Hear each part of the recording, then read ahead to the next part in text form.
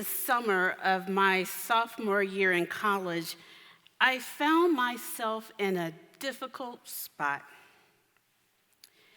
struggling to rebound from what could best be called a difficult first 2 years as an engineering student at Vanderbilt University. I had resigned myself to attend summer classes. And as a result, I found myself in my very first electronics class that was taught by a TA named Ali, who was from Iraq.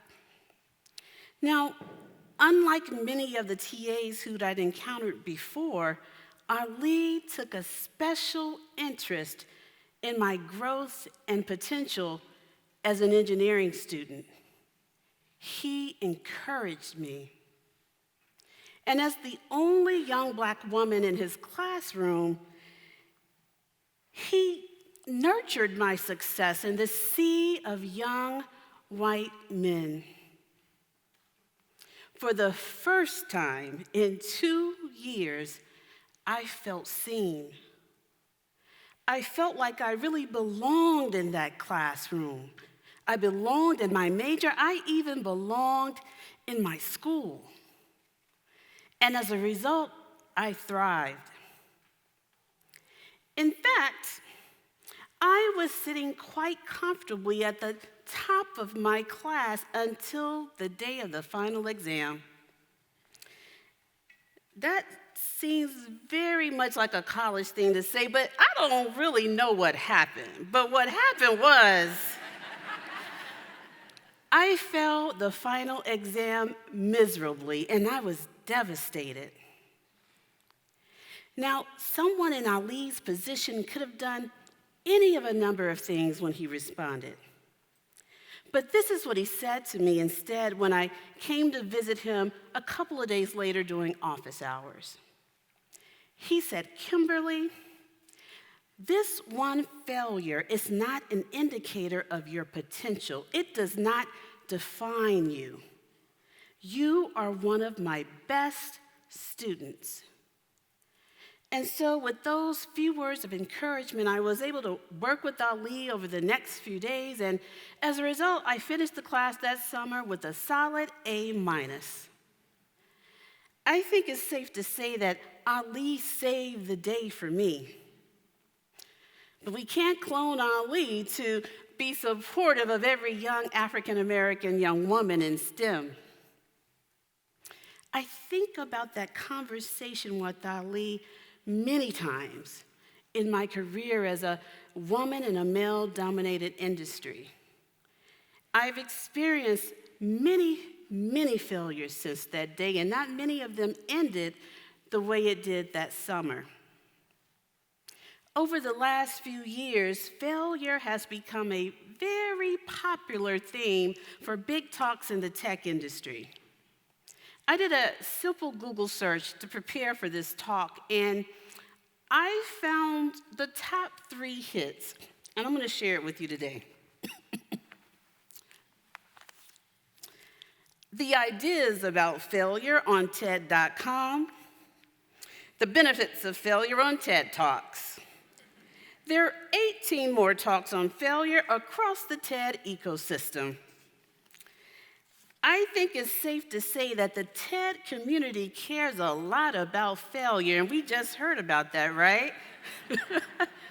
Or at the very least, the TED community has certainly mastered the search engine optimization around the word failure. But our focus on failure is actually important. I think what we dare to know and have the courage to discuss now is that the history of all achievement is riddled with failures, both large and small. Failure is a very important piece of our toolkit. Failure creates character. Failure can spawn more creativity. Failure can open up doors to even greater opportunity. But I think we miss just one thing when we talk about failure, and it's this. The risk of failure are not evenly, let alone equitably, distributed.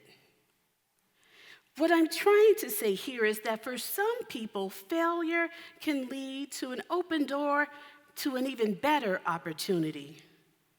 But for others, it's the end of a road.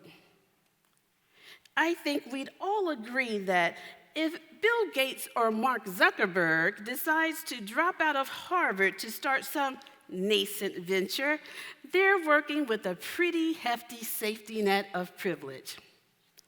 Just imagine with me for a second. What if we're in some alternate universe? Actually, maybe it's a future one, and both Facebook and Microsoft fail. Guess what? Both Bill and Mark simply pick up their backpacks and go back to Harvard. They graduate. They maybe start another company and go on to have exemplary careers in tech. But for many Black girls, one failure can be the end of her journey. One failed exam or even one failed piece of calculus homework at the wrong developmental juncture can mean the end of her dreams. And quite often, this failure is not just a personal one, but the failure of a teacher, a boss, even another classmate, to respond to her failure with both empathy and grace.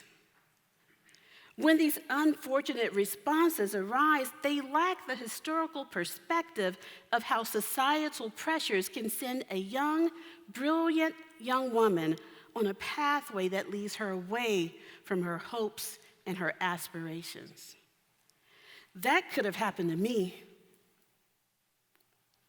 Even today, I'm so thankful for mentors like Ali. It's been 30 years, I hate to admit it, since that summer. And as a woman who's now an engineer and entrepreneur and has had a very successful career, I still experience failures. Every leader does. And at times for me, those failures can hit me to my very core. But I've learned one thing that's important is when I encounter those failures, it's important that I get up and I push through it. But even more important it is that I challenge my tribe to give me the safe space to fail, a soft space to land, gather myself, and move forward with grace. Creating this safe space to land and grow for Black girl geniuses is one of the things of many that keeps me up at night. I often wonder, how can we give Black women and girls the spaces to fail, but also the permission to fail and get back up to the whiteboard and try again? How can we create the safe spaces that both recognizes, affirms, and values their identities and their uniqueness? But more importantly, how do we give those little brilliant Black girls the freedom to experience all the creative opportunities that failure provides? I spend a lot of time on Twitter, if you follow me or know anything about me, and I have these conversations that become very intense. My Twitter friend Dan Flynn said something last week that struck me to my core. He said, valuable lessons in failure can lead to genius. I absolutely love that. Creating safe spaces for Black girl geniuses to thrive is actually one of the things I believe is the secret sauce to a Black girls code community. On its surface, our mission is to change the face of technology by encouraging these young Black women to embrace the current tech marketplace as both builders and creators and not just consumers. Now, this work is important and is also vital if we look at the data.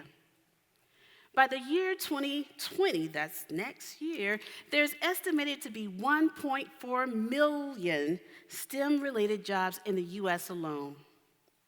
But if we look at the tech ecosystem now, we'll see the unfortunate reality that Black women hold less than 10% of all technical roles. There was a study that was done just last year, I believe, by an organization called the Ascend Foundation, and they revealed some unfortunate but interesting data. Between the year 2007 and 2015, there was a 13% decrease in the number of Black women in STEM fields. But the scarcity of Black women and girls in tech, it begins long before they begin their career journeys. In the US, Black women receive less than 3% of all bachelor's degrees awarded in CS. Our friend Google loves their surveys, but they do a great job of gathering that data. They did a report on the tech ecosystem back in 2015, and they asserted this: increasing the participation of Black women in the tech industry is one of the most critical and vital workforce and equity concerns of the 21st century. It was this fierce urgency to move the needle, change the dial, alter the narrative that started me on my path and my journey to create these safe spaces for Black girl geniuses. But I also had a personal motivator, and she was much closer to home. Hello, everyone.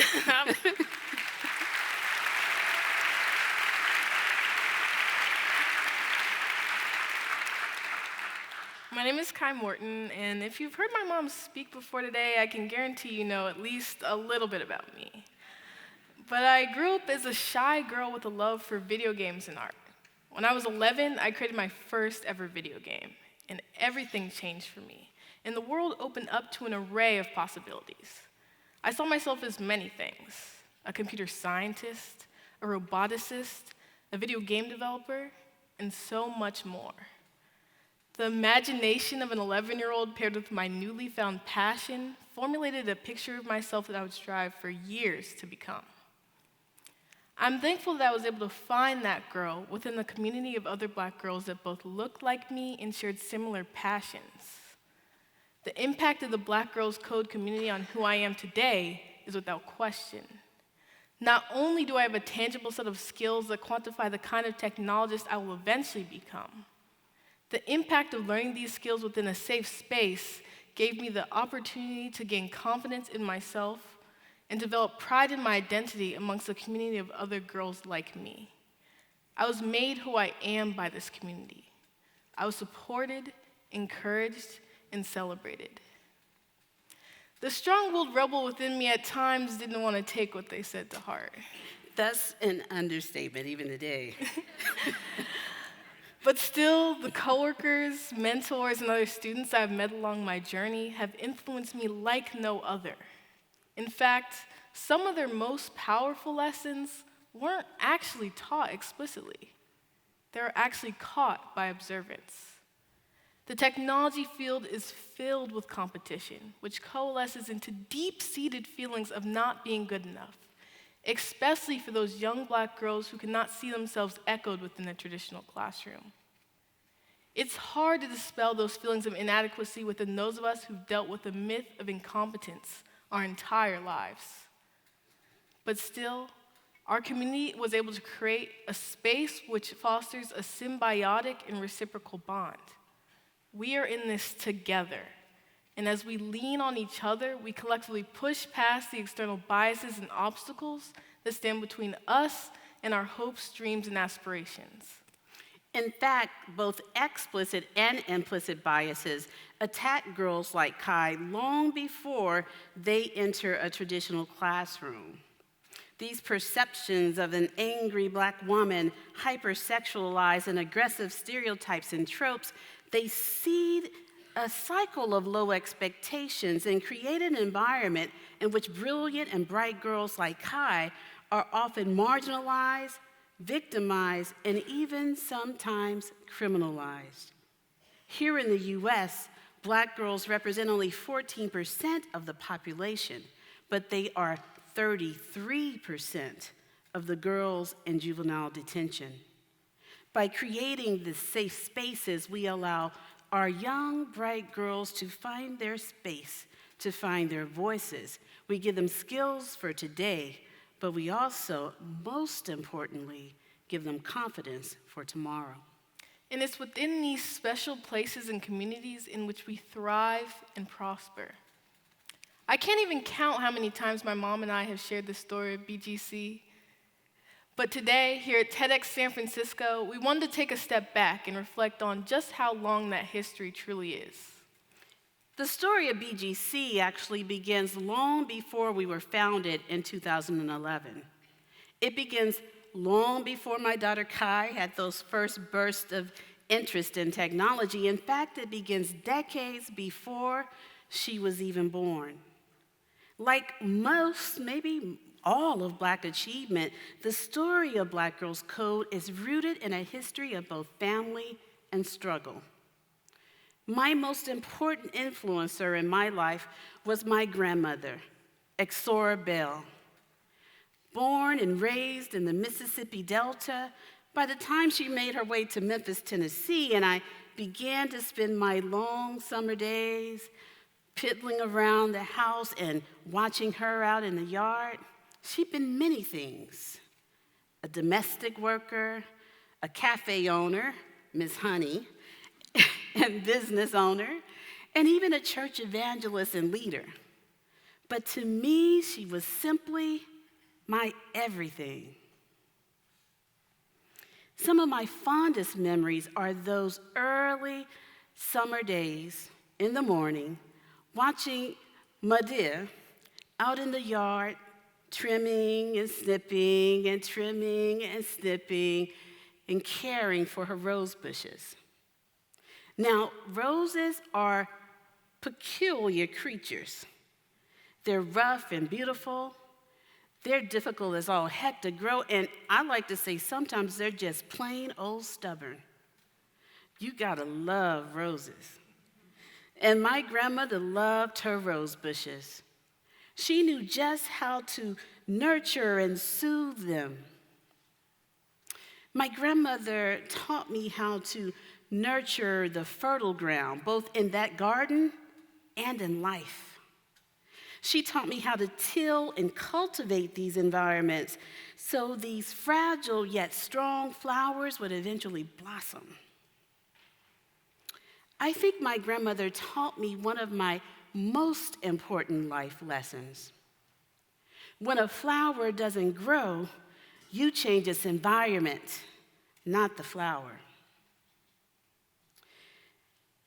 This is exactly how I approach this work of nurturing Black girl genius. The older I get, the more these lessons from my grandmother resonate with me more and more each day. She's no longer with us, but she is with me. And if anything, this work of nurturing safe spaces to grow Black girl genius is a continuation of her legacy. Now, as any parent knows, you certainly have those days when you don't really want to talk to your child, nevertheless stand on a stage with them. But today I can honestly say, this talk is a love letter to my daughter Kai. It's a love letter to the more than 14,000 Black girl geniuses who've been a part of the Black Girls Code community for the past 8 years. It's also a love letter to the little girl I was 30 years ago that summer. This is the mantra that says, just keep going. I whisper this Heck, sometimes I tweet this to my daughter and my mentees anytime they encounter a failure, and even when they encounter a significant milestone. To be honest, sometimes I have to whisper it to myself several times a day. This is about the love that thrives in safe spaces, where we are valued, where we are celebrated, and where we are truly seen.